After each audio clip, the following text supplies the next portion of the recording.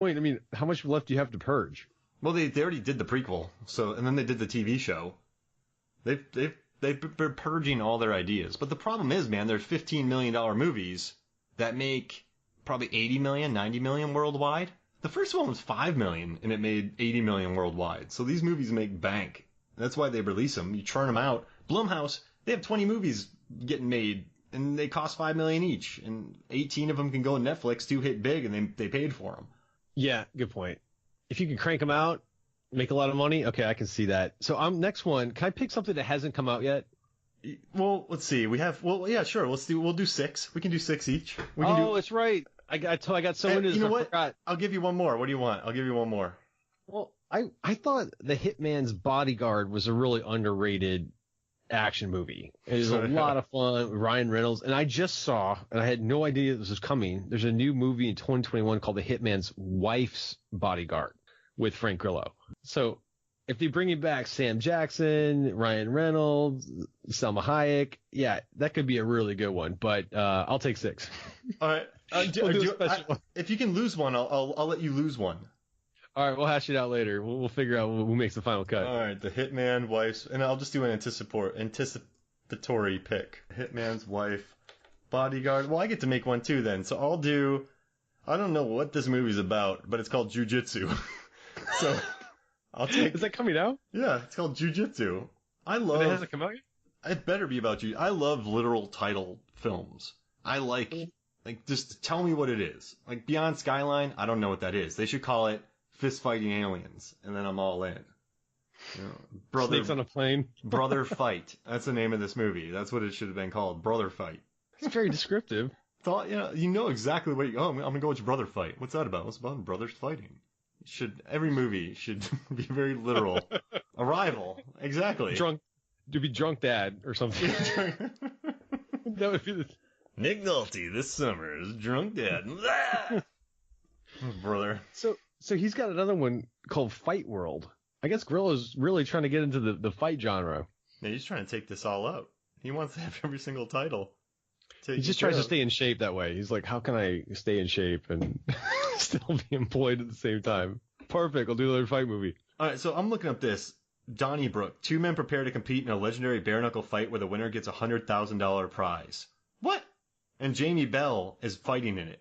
Who's Jamie Bell? He's the kid. Oh, James Badge Dale's in it. He's the guy in Jamie Bell. Let's see. He was in Tintin. He was the other jumper in Jumper. He was in Fantastic Four. Of course you know about the jumpers. Yeah. I'm all about the jumping world. There needs to be more jump. So he was in Billy Elliot. He was in Snowpiercer. He was in Rocket Man. He was Chris Evans' sidekick in Edgar. He was the sidekick to Chris Evans. Hey, Frank Grillo could be the jump kicker. This is the jumper sequel. You would love it. The jump kicker.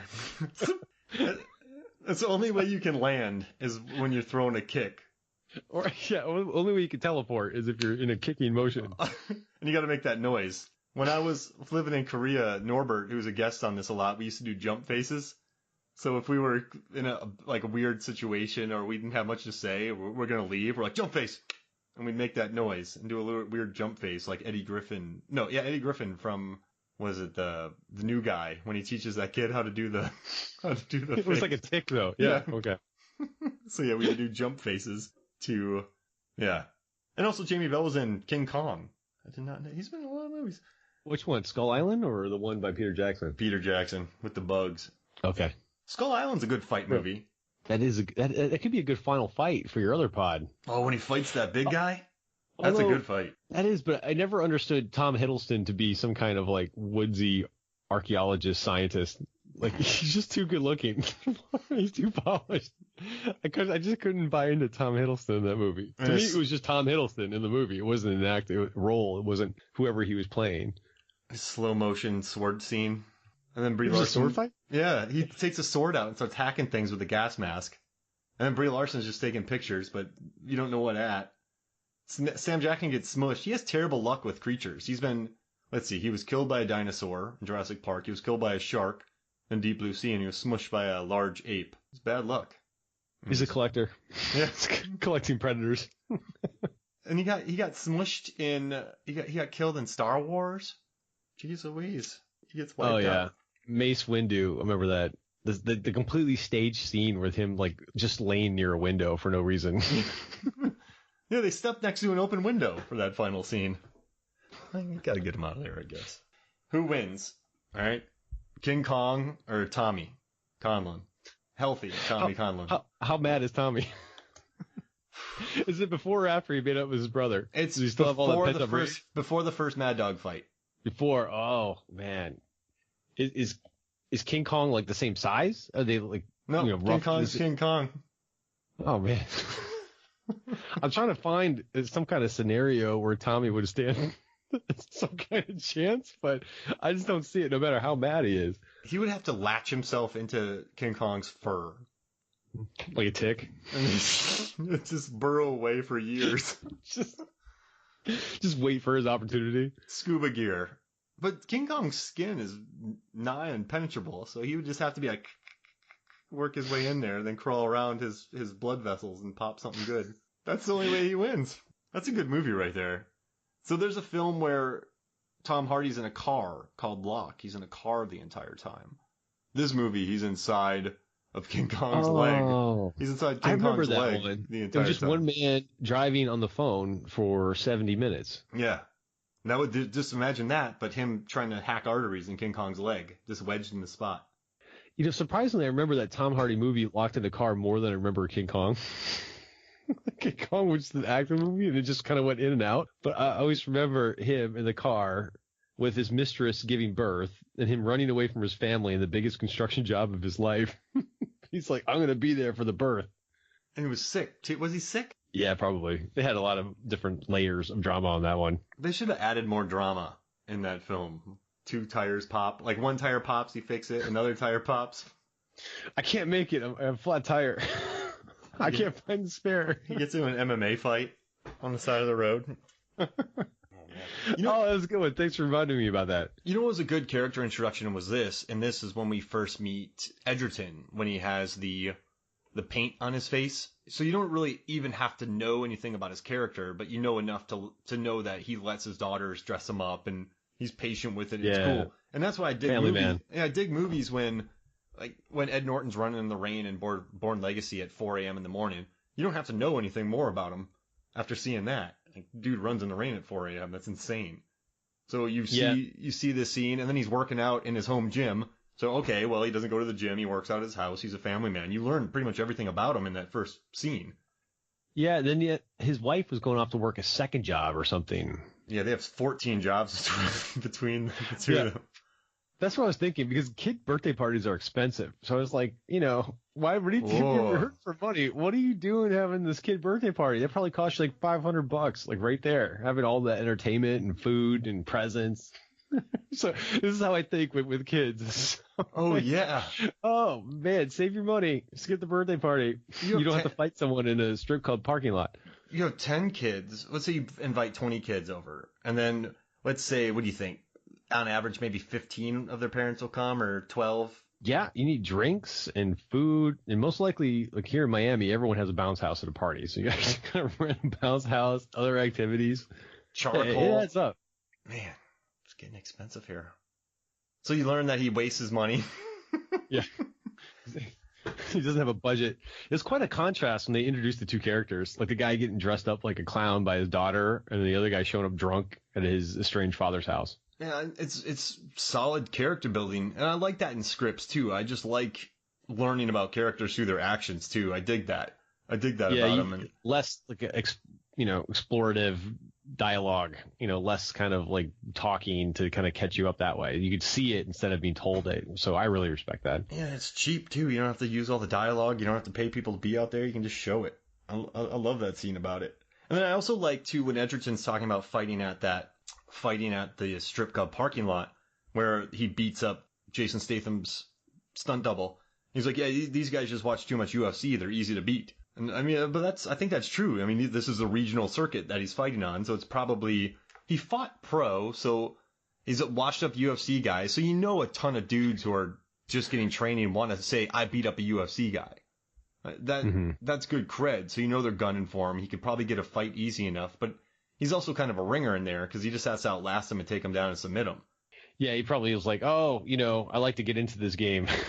He's like a shark, kind of acting like he's not really into it, but he doesn't look that ferocious either on the outside, which is partly why they casted him. And it looks like Rich Franklin. When we're off of this, to look up a picture of Rich Franklin, he was the math teacher, UFC champ. He just looked like a dude, like a surfer guy that could have been surfing. And speaking of surfing, they wanted to shoot this in California, but they went to Pittsburgh because of the tax breaks. But I think that's smarter. This works better as a blue collar vibe than rather like a West Coast blue collar vibe. Yeah, they didn't have to recreate anything. I mean, you're there. I think that's why the fans at the end fight, they're all from Pittsburgh, kind of felt like this community feel to it. So, yeah, definitely authentic. Yeah, the students. I think he did a good job with the students. You like those kids, and you don't feel. You know what I like about this is as someone who's taught a lot. In so many movies, some guy's like, yeah, and that's the lesson, and then the bell rings. I'm like, everyone read chapter 6 and talk about it when we come back in class. I liked his interactions with these kids. Yeah, I was thinking, I never had a teacher like that in high school. Like, no one's that engaged and that, like, passionate. They were hungover and telling us to listen to Billy Joel's We Didn't Start the Fire, pick one thing from it and write a paper. Yeah, watch this movie. Schindler's List. Schindler's List? What? So that part I was like... How many times did you watch Schindler's List in high school, Eric? I can't remember. Wasn't paying attention. I remember when I was a freshman, you were a senior, and you and some of your classmates watched it, and you were talking about it. So yeah, I remember. Oh, good memory. Yeah, I remember everything movies. I don't remember anything else, but I remember conversations from 1998 about Schindler's List. Well, I'm very proud that I'm number 2 in the family for watching movies. I watched the second most movies in the family. That's still a lot. I'm ranked number 2. That's right. But I mean, I like the way they set this up. I liked the way he was an engaging teacher. I liked the principal too. I mean, so you know what I thought was cool?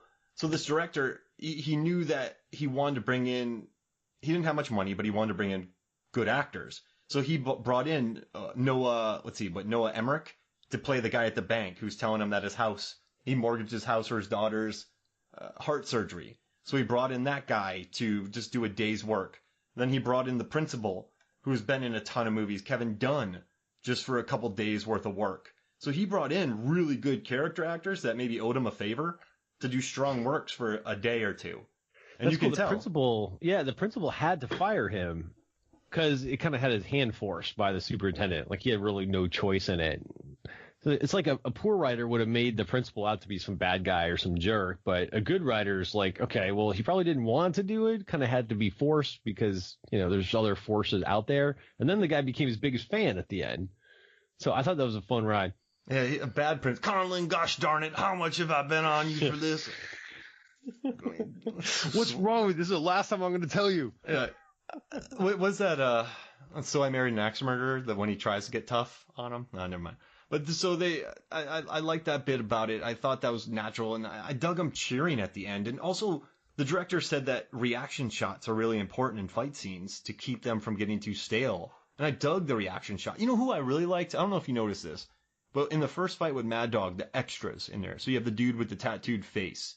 You have the guy. Yeah. Those dudes looked like they hung out, and that gym. That was just an empty warehouse that they built a gym in. The production designer did a great job. Yeah, and that was a brand new gym that they built to look grimy.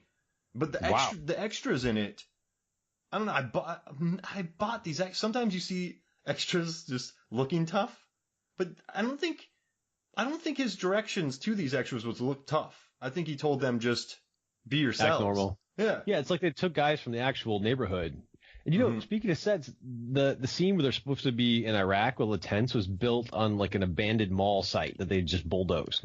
Wow. So it was actually like this mall that they bulldozed and there's just rubble everywhere. And that's where they put the tents for the Iraq scene. Oh, and I think they said they dropped a ton of sand. And so there's a bunch of rubble that was tore up, and then they just spread a bunch of sand around. And that's why I love this, I love this movie making. You can have Lagos in downtown Atlanta.